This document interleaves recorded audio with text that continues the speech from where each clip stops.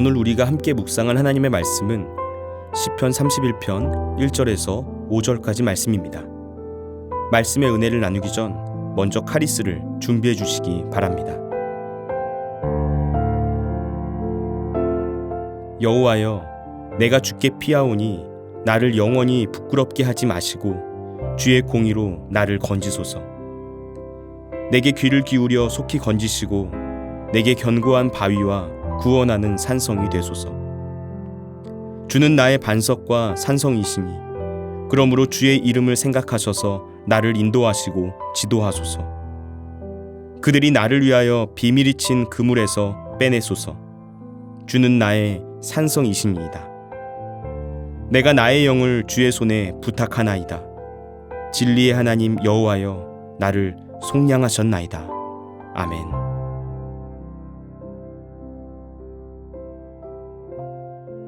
시편 31편의 표제는 다윗의 시 인도자를 따라 부르는 노래입니다. 다윗이 고난을 당할 때 하나님께 올려드렸던 시이자 기도가 바로 시편 31편입니다.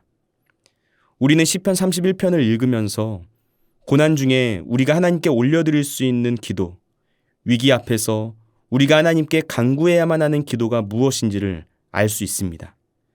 오늘 1절과 2절 말씀에서 다윗은 이렇게 고백합니다.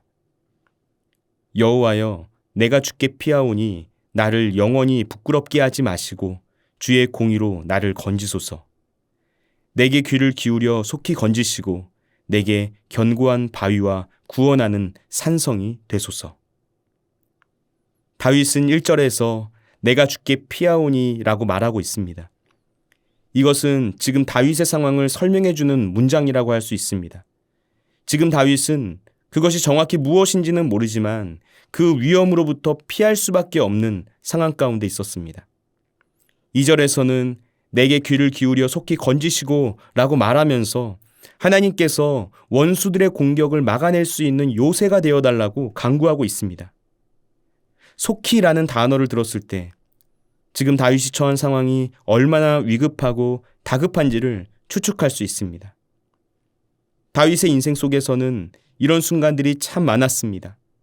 자기의 생명이 위태로운 위험한 상황, 그래서 가까스로 몸을 피할 수밖에 없는 일들이 정말 많았습니다. 목동으로 있었을 때도, 사울을 피해 광야에서 도망자의 신세로 살았을 때도, 이스라엘의 왕으로 나라를 다스릴 때도 그의 삶은 늘 위태로운 순간의 연속이었습니다. 우리도 인생을 살면서 그런 순간들을 마주합니다. 인생을 살면서 어떻게 고난이 없을 수 있겠습니까? 어떻게 문제와 어려움이 없을 수가 있을까요? 돈 때문에, 건강 때문에, 인간관계 때문에 내 힘으로 감당할 수 없는 다양한 문제들을 이 세상을 살아가면서 마주하게 된다는 것입니다.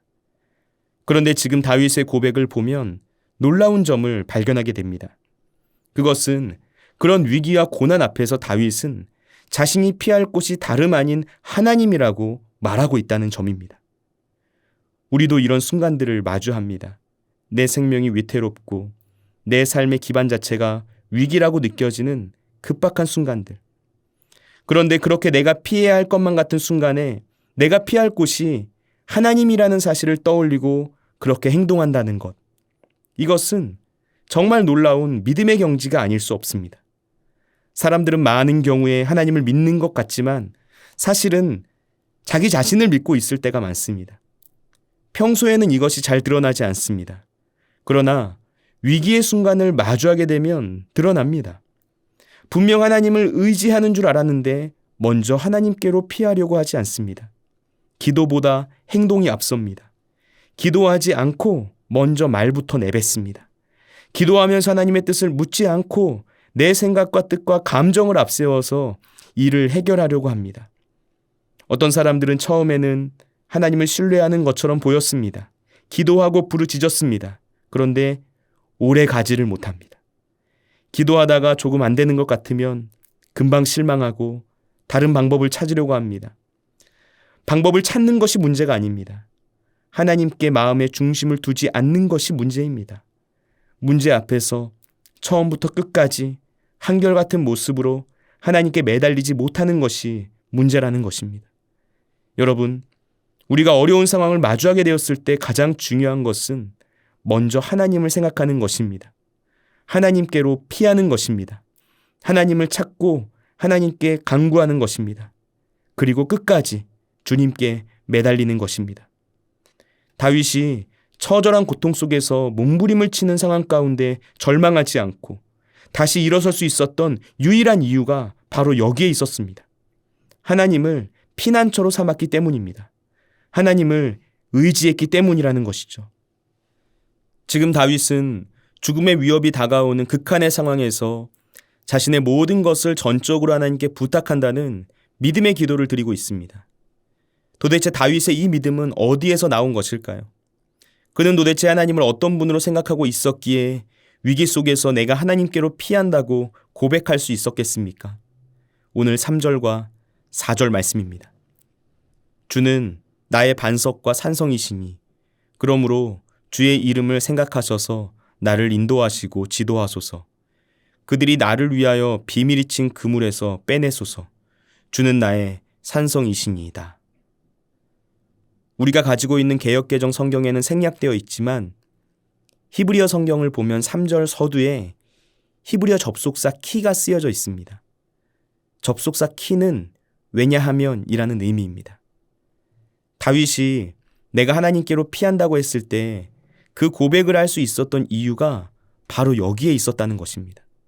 하나님께서 나의 반석과 산성이 되시기 때문이라는 것이죠. 다윗의 인생 가운데서 나의 반석과 산성이 되시는 하나님을 깊이 경험할 수 있었던 시기가 있었습니다. 그것은 자신을 죽이려고 하는 사울 왕으로부터 도망쳐야만 했었던 광야 시절이었습니다. 다윗이 사울의 군대를 피해서 도망치는 상황을 상상해보면 좋겠습니다. 사울이 보낸 군사들이 다윗을 죽이려고 쫓아옵니다. 금방 목숨을 잃을지도 모를 일촉즉발의 상황입니다. 군사들이 다가오는 소리가 귓가에 들려오는데 피할 곳이 없습니다. 다윗이 그렇게 주변을 두리번거리다가 큰 바위를 발견하게 되는 것이죠. 그리고 긴박하게 그 바위 뒤에 숨습니다. 그러면서 위험을 벗어나는 거예요. 이런 순간이 한두 번이었겠습니까? 분명 무수히 많았을 것입니다. 그때마다 다윗이 무엇을 느꼈겠습니까?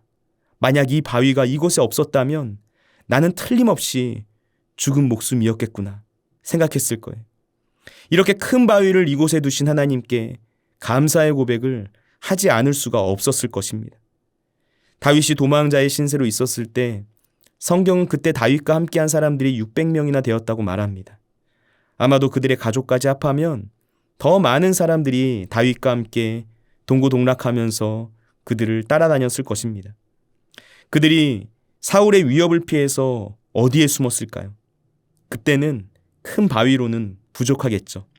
산 중턱까지 올라가서 아무도 찾지 못할 것만 같은 깊은 곳에 숨어 지냈을 것입니다. 산 아래에 머물러 있으면 안전하지 않기 때문이죠. 하지만 이때 다윗의 마음이 늘 편하지만은 않았을 거예요. 깊은 산 속에 자신들만의 아지트가 있지만 사실 이곳이 영원한 안전을 보장해 주진 않는다는 걸 그는 알고 있었을 것입니다. 그래서 다윗은 자신과 함께하는 사람들 모두가 오랫동안 안전하게 머무를 수 있는 장소, 그 무엇도 우리를 위협하지 못하는 곳으로 피하고 싶었을 것입니다. 그렇게 하다가 결국 다윗이 찾게 된 곳, 그곳이 어디입니까? 바로 하나님이라는 것입니다. 여러분, 오늘 5절 말씀에서 다윗은 자신의 영혼을 주님의 손에 부탁하고 있습니다. 나의 영을 주의 손에 부탁한다는 것, 나의 모든 것을 하나님께 맡겨드린다는 고백입니다. 나를 죽이려고 달려든 대적자들이 아무리 강하더라도 하나님의 능력이 더 큽니다. 그러니 주님께서 저를 지켜주옵소서. 다윗은 이런 믿음의 고백을 올려드리고 있는 것입니다. 지금 어떤 상황과 환경이 우리를 위협하고 있습니까? 우리는 지금 무엇 때문에 두려워 떨고 있습니까? 모든 것을 하나님께 맡기시기 바랍니다. 하나님께로 피하시길 바랍니다. 하나님께서 반드시 저와 여러분의 인생을 책임져 주실 것입니다. 기도하겠습니다. 우리를 사랑하시는 하나님 아버지, 인생의 문제와 어려움 속에서 먼저 내 힘과 능력을 의지하고 사람을 의지하려고 했었던 우리의 어리석음을 용서하여 주옵소서. 다윗처럼 먼저 하나님을 찾고 하나님께 기도하여 위기를 헤쳐나가는 주님의 자녀가 되길 원합니다. 어려움과 위기 속에서도 하나님 한 분만을 바라보길 원합니다. 주님, 힘들고 어려운 상황이 너무 길다는 이유로, 그 상황과 환경이 너무 어렵다는 이유로 포기하거나 체념하지 않게 하옵소서. 오직 우리의 구원자가 되시는 주님께 기도하되 처음부터 끝까지 하나님을 향한 변하지 않는 믿음으로 간구하여 위기를 기회로 삼고 살아갈 수 있도록 인도하여 주옵소서. 오늘도 우리와 함께 하시는 예수님의 이름으로 기도드립니다. 아멘. 하늘에 계신 우리 아버지, 아버지의 이름을 거룩하게 하시며 아버지의 나라가 오게 하시며 아버지의 뜻이 하늘에서와 같이 땅에서도 이루어지게 하소서. 오늘 우리에게 일용할 양식을 주시고 우리가 우리에게 잘못한 사람을 용서하여 준 것 같이 우리 죄를 용서하여 주시고 우리를 시험에 빠지지 않게 하시고 악에서 구하소서. 나라와 권능과 영광이 영원히 아버지의 것입니다. 아멘.